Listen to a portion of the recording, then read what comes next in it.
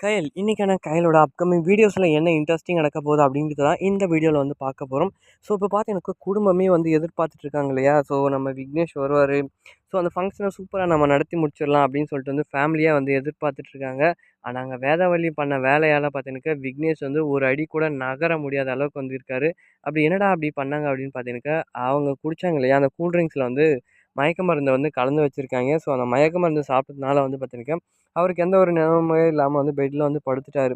ஒரு வேளை இவரு அங்கேருந்து வந்து எந்திரிச்சாருன்னு வைங்களா, இந்த இதுக்கு வந்து யார் காரணம் அப்படின்றது வந்து சூப்பரா வந்து இவரு தெரிஞ்சுப்பாரு. அது மட்டும் இல்லாம தன்னுடைய அம்மா வந்து தேவி கூட சேரக்கூடாது அப்படின்னு சொல்லிட்டு தான் இவங்க இப்படி பண்றாங்க அப்படின்றதையும் நல்லாவே புரிஞ்சுப்பாரு. அதுக்கப்புறம் தேவியோட லைஃப்ல எந்த ஒரு பிரச்சனையுமே இருக்காதுன்னு நான் நினைக்கிறேன். ஏன்னா வேதவள்ளியோட அந்த சுயரூபம் என்னன்றத நம்ம விக்னேஷ் வந்து தெரிஞ்சுப்பாருன்னு தான் நான் நினைக்கிறேன். கண்டிப்பா வந்து பார்த்தீங்கன்னாக்கா இந்த விஷயத்துல கண்டிப்பா வந்து வேதவள்ளி பண்ண அந்த தப்புனால வந்து பார்த்தீங்கன்னாக்கா நம்ம தேவிக்கு ஒரு நல்ல ஒரு லைஃப் மறுபடியும் வந்து கிடைக்க போகுது. கண்டிப்பா வந்து விக்னேஷ் வந்து அவங்க அம்மா மேல தான் தப்பு அப்படின்றத கண்டிப்பா வந்து புரிஞ்சுப்பாங்க. ஏன்னா நல்லபடியா வந்து அந்த ஃபங்ஷனுக்கு கிளம்பலாம் அப்படின்ற இருந்தவர் இவரு, கொஞ்ச நேரம் எந்த ஒரு ரெஸ்பான்ஸுமே இல்லாம மயக்கம் அடைஞ்சுட்டார் இல்லையா? அதுலேருந்து தெரிஞ்சுட்டாங்க அவங்க அம்மா தான் ஏதோ பண்றாங்க அப்படின்றத.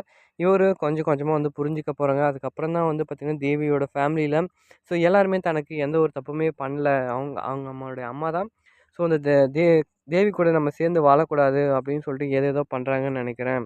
அப்படின்றத அவங்க கண்டிப்பா நல்லபடியா வந்து புரிஞ்சுகிட்டு, எப்படியாச்சும் கடைசி நேரத்துலயாச்சும் வந்து விக்னேஷ் வந்து அந்த வளைகாப்பு ஃபங்ஷன்ல வந்து சேருவாரு அப்படின்றத எல்லாருமே கண்டிப்பா வந்து எதிர்பார்க்கலாம்.